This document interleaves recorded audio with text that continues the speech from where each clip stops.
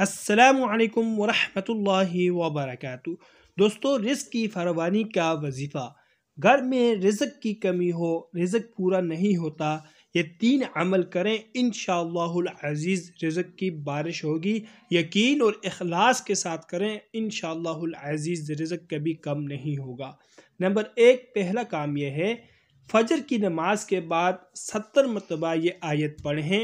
بسم اللہ الرحمن الرحیم، اللہ لطیف بعباده یرزق من یشاء وهو القوی العزیز۔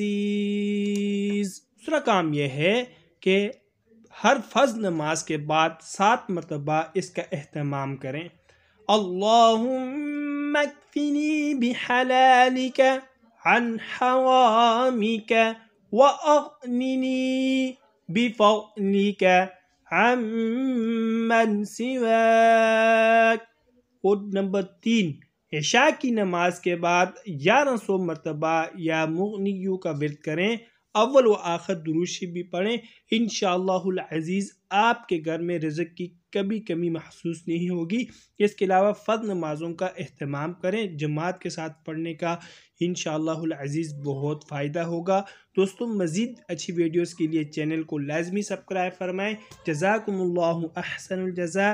طالب دعا قاری محمد آصف۔